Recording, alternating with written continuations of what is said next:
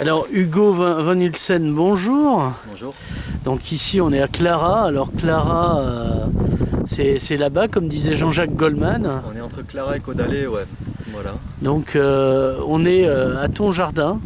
Mon jardin, même pas. Je suis Enfin parce que la propriété c'est le vol. Donc à un jardin que tu Je cultives. suis un paysan sans terre. Ouais, voilà. En plus. Tu vas te faire flinguer par les seringueros, tu vas voir. Voilà, non, on m'a prêté ce bout de terre.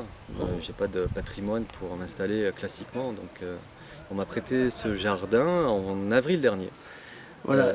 Et j'avais envie de faire des semences, parce que ça fait quelques années que je m'intéresse aux semences, à la fois au niveau intellectuel, mais aussi pratico-pratique. Mhm. C'est bien de joindre l'utile à l'agréable, hein, et toucher des plantes. Bon, chacun sa tasse de thé, mais moi j'adore, et les manger aussi. Et voilà, donc après 2 ans d'immersion chez un jardinier grainetier, Jean-Luc Danérol en Vaucluse, Mhm. qui fait un très bon boulot au potager d'un curieux. Il m'a beaucoup appris, pas tout, mais du coup je suis revenu sur les terres qui m'ont vu naître, Mhm. ici en Conflans, et au pied du Canigou, et pour lancer une activité de production de graines, donc grainetier. Alors c'est pas pour nourrir les perroquets et autres Non, oiseaux. on pourrait penser ça, hein, mais les graines peuvent se manger, mais aussi si on les plante, si on leur met de l'eau et de l'amour, hein, c'est connu, c'est un classique, elles peuvent donner des fruits et des légumes qui sont agréables à manger. Et alors bon, il y a plusieurs écoles où il y a plusieurs orientations possibles. C'est vrai qu'il y a le monde des professionnels et le monde des amateurs. Mhm. Et souvent, ils se rencontrent pas toujours, mais là, il y a des possibilités de croisement fertile. Mhm. C'est-à-dire qu'un jardinier peut très bien cultiver des semences de qualité pour un professionnel, c'est possible. Voilà. Donc l'idée, c'est de faire le lien aussi avec les professionnels, parce que l'agriculture, celle qui nous nourrit, certes c'est notre jardin en tant qu'amateur, Mhm. mais il y a aussi les maraîchers petits, il y a les gros, il y a les biocoop aussi qui commencent à rentrer dans la danse. Oui, oui, parce que quand on nous parle des paysans, on nous parle de l'industrie Oui, agroalimentaire. Voilà. agricole, et après Voilà. qui vont nourrire. C'est ça. Et derrière, il y a effectivement des milliards en jeu, en Tout à euros, en fait, dollars, voilà. et on a des sociétés contre Monsanto. Voilà. Il existe un autre monde parallèle. Oui, comme diraient certains, notre monde est possible. Oh. Il commence, Non, il aujourd'hui. n'est pas possible, il existe. Il est là, il est là. Notre monde est là, même s'il est tout petit, parce que justement on a laissé un peu couler la barque, quoi. On a laissé filer la corde. Mhm. Et depuis les 50 ans, 60 ans, avec l'industrialisation de l'agriculture, en tout cas le paysan est devenu agriculteur, voire technicien de surface, c'est-à-dire que les centres de formation, voilà, depuis les progrès de l'ingénierie agronome, etc., a mené des transformations voilà, industrielles. En gros, les techniques ont changé. Alors il y a des savants ancestraux, certes, mais on l'a quand même orienté. Même le druidisme a évolué, c'est ce que tu veux me dire. Voilà, maintenant il y a les cyber gourous. Ouais. Il y en a pour tous les. Voilà. Rabbi étant un des plus connus. Alors oui, voilà, il est quand même, il incarne, on va dire. Parce qu'on veut voir, finalement, c'est un gars qui fait pousser des trucs, mais les gens plaquent sur lui parce qu'il a des réflexions philosophiques, une espèce de sagesse, une espèce de Dalai Lama qui ferait pousser des tomates. Ça, il se présente comme jardinier philosophe, Ouais, philosophe ouais. jardinier. Oui, mais philosophe, c'est ami de la sagesse, tu peux être aussi ami de la sagesse. Tout à fait, j'entends bien, oui, oui, bien sûr. On réfléchit, hein, toujours c'est intéressant de réfléchir. Et des fois, lâcher prise, hein. C'est un équilibre entre le prendre prise et le lâcher prise. C'est ça la voie du milieu, hein, l'équilibre. Et voilà, donc c'est vrai qu'il y a un peu une renaissance depuis quelques années, qui avait un précurseur dans les années 70 avec les mouvements de retour à la terre, que certains pourraient qualifier de hippie, new age, etc. Il y a eu Voir le Larzac. Voilà, Larzac, voilà. Parce que il y a eu justement, en terre, ce moment, les luttes, légionnaires etc. veulent redébarquer sur le Larzac. Voilà. Pour avoir été à Marseille pendant plusieurs années, je l'ai vécu il y a 10 ans, autour de moi, alors peut-être parce que j'étais dans le milieu aussi un peu alternatif, associatif, économie solidaire, a commencé à sortir des amis, des gens de plus en plus proches qui disaient « Ah, mais je vais partir à la campagne, je vais partir à la campagne ». Et ça m'est pris aussi, effectivement. À un moment donné, ras la casquette de la ville, je vais prendre le maquis. Marseille, c'est pas plus belle la vie. Hein. Et non, c'est pas plus belle la vie. Il y a des choses à dire sur Marseille aussi. Aux avant-postes du capitalisme culturel, on a eu droit à Marseille capitale de la culture. Ouais, ouais. Je suis parti juste avant. Dans Capitale de la culture, ce qu'il faut retenir, c'est Capital. C'est ça, le capital. Alors, le capitalisme, c'est le mouvement du capital. Le terrorisme, c'est le mouvement de la terreur. Voilà. Et l'écologisme, hein, le mouvement de l'écologie. Et donc oui, pourquoi la semence alors du coup? Oui. Il y a un besoin stratégique puisque, comme tu le sais, à Bruxelles, donc Commission européenne, on fait des listes de semences autorisées. Voilà.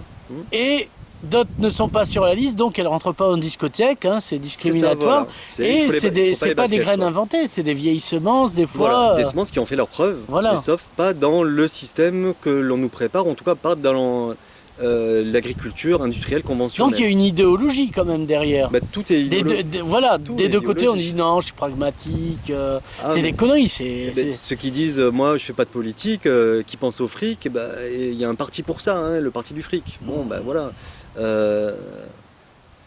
C'est que depuis 60 ans, comme je le disais, on a laissé filer la barque. Et l'idéologie, justement, à la sortie de la guerre, c'était le plan Marshall aussi beaucoup, et acheter nos affaires. Les États-Unis ont dit, ok, on veut bien vous aider, mais vous allez acheter nos affaires. Et un modèle de société au passage. Vous allez construire la démocratie et le modèle de société, c'est-à-dire économie sociale de marché, avec tout ce qui va avec. Donc l'INRA a été créé aussi à ce moment-là, et qui avait pour objectif de faire fructifier la ferme France. C'est devenu un gros business à ciel ouvert, quoi. La terre, c'était un potentiel économique. Et donc la recherche agronome s'est orientée là-dessus, sur un système économique. La maximisation du territoire. Exactement. Là, on le retrouve aussi à travers le marketing territorial. Oui, voilà, une marque, Île-de-France, une marque. C'est ça, on a bien la marque Sud-de-France. Voilà. Pour l'agriculture. Et chaque conseil régional se met à promouvoir sa marque agricole. Oui, parce que le monde, c'est une entreprise. Et moi, j'aime l'entreprise. Ça fait partir de l'air du temps. Alors, pour revenir à toi, donc tu t'es installé à Los Mazos. Oui, j'habite là-bas. Ouais. Mes parents aussi, on s'en fout, mais c'est bien, il y a un dolmen, c'est magnifique. Et donc, l'idée, c'est tu vas produire des graines et tu vas les vendre. Parce que tu es un peu capitaliste finalement, toi aussi. Oh, non, si peu. En fait, je vais les vendre pour ceux qui n'ont rien d'autre à échanger, en fait. Parce que les semences, c'était une des premières monnaies du monde, en fait. Et c'est par défaut qu'on prend l'argent. On veut bien prendre l'argent en échange de semences, mais si on me donne des semences en échange, encore faut-il qu'elles soient de bonne qualité et qui produisent des bonnes plantes. Et pas des trucs Monsanto et pas des trucs moisis ou des trucs qui n'ont pas de goût, qui n'ont pas de valeur nutritive. Alors tu as quoi et tu cherches quoi? Ou alors chercher l'âme sœur, c'est bon, je crois, mais bon, ça c'est pas intéressant. Non, je cherche pas grand chose. Est-ce que tu as déjà des graines à échanger Est-ce que tu as un stock Pour l'instant, non. Justement, l'idée avec le jardin qu'on voit derrière, peut-être un peu vite fait. Attends, je vais faire un zoom. L'idée, c'est de faire l'année zéro. Année zéro, on prend des semences un peu partout, en tout cas moi j'ai pris des collègues, des anciens là où j'ai bossé, endroits, et on les acclimate. D'accord. Et après on les replante l'année prochaine pour voir si ça marche. Et à partir de là, on peut se dire, ok, on est padawan semencier, quoi, grainetier, parce que sinon on est juste rigolo qui fait un jardin comme tout le monde, quoi. Mais faire des semences, c'est quand même professionnel, de qualité, c'est à la portée de tout le monde, mais moyennant du temps et de la rigueur. Voilà. Ah, la rigueur, oula mon Dieu. C'est ce qui coûte le plus cher de nos jours. Pas la rigueur économique, ça leur semble gratuit, ceux qui nous l'envoient. C'est ça, c'est un état d'esprit, mais le faire les choses consciemment, quoi. Et c'est vrai que, pour moi, si on prend sur le côté philosophique, même pas pratico-pratique, c'est quand on veut faire de l'argent, strictement de l'argent, avec de l'alimentation, ça bug, quoi. Et c'est ce que font les semenciers, Monsanto et compagnie. Et ils le font bien. Ils le font bien, mais ils font que pour le fric. Alors que les paysans, à la base, peut-être j'idéalise, mais en tout cas moi je le vois comme ça, si on s'investit dans l'agriculture, la production alimentaire, c'est pour nourrir les gens. C'est pas pour faire le fric, ça vient après. C'est presque secondaire parce qu'on a déjà tout. On a la terre, l'air, les légumes et de l'eau. Je veux dire, le fric, l'argent. À un moment donné, oui, on en a besoin si je veux acheter, je sais pas moi, un tracteur, une voiture ou un âne pour le labourer. Parce que je peux pas l'échanger contre autre chose, mais c'est pas non plus... Ou en semence, ça ferait lourd.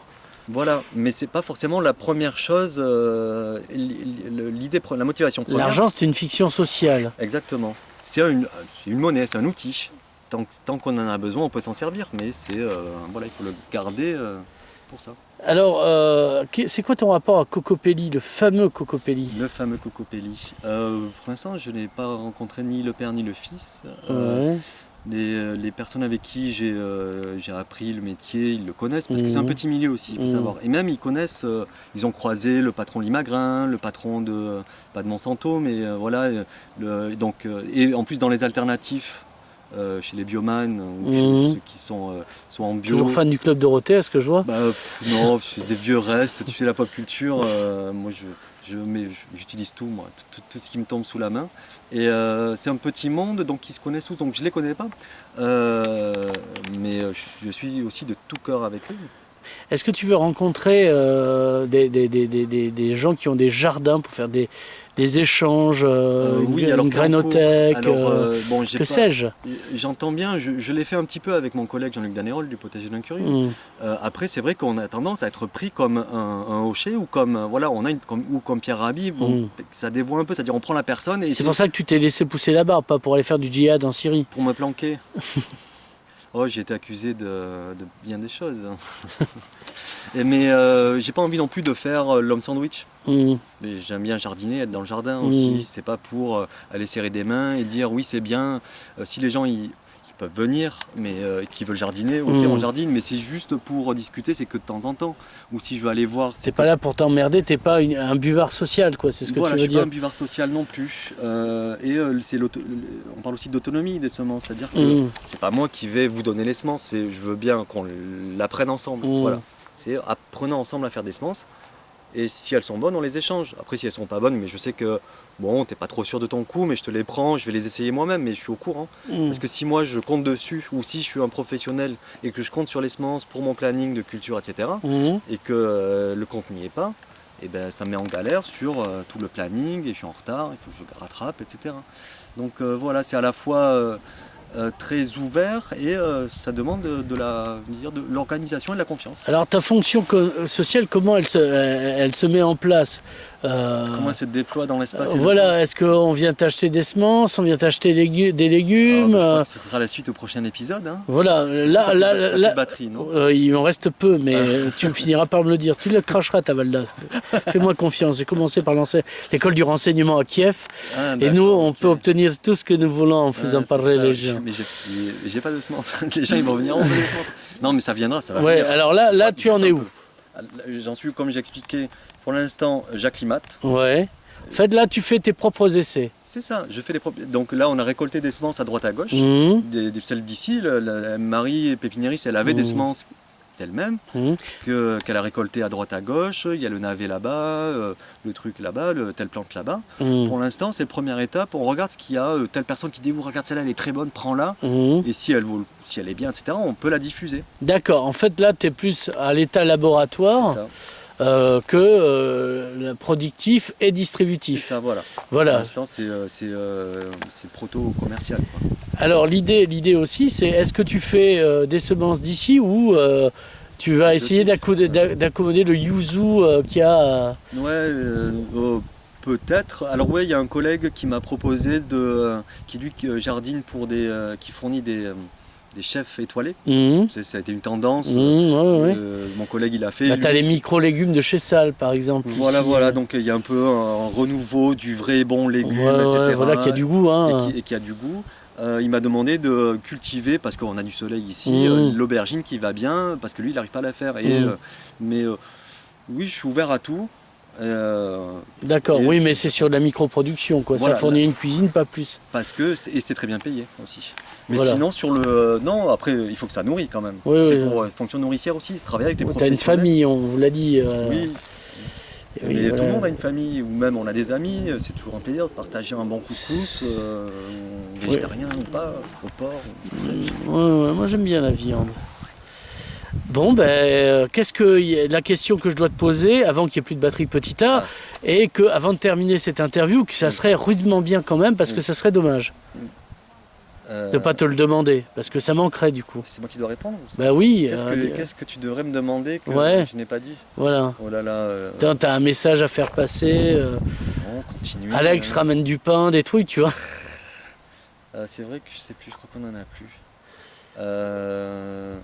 Non, continuez, hein, continuez. Est-ce qu'on peut se mettre en contact avec toi pour te passer des graines, par exemple? J'étais sûr que tu voulais mes coordonnées. Je te les piquerai hors antenne, si je puis dire. Et on les mettra ou pas, suivant. Oui, mais après Prades et le Conflans c'est tout petit, les Pyrénées-Orientales c'est tout petit, il y a même le centre du monde, c'est pour dire, on peut faire le tour rapidement. Oui. Après il y a les grainothèques, il y a tout ça, on est en lien avec tout ça, donc c'est pas moi la figure de proue, c'est dans le réseau, ça circule. Voilà. Hugo Van Hulsen, merci. Voilà. Merci.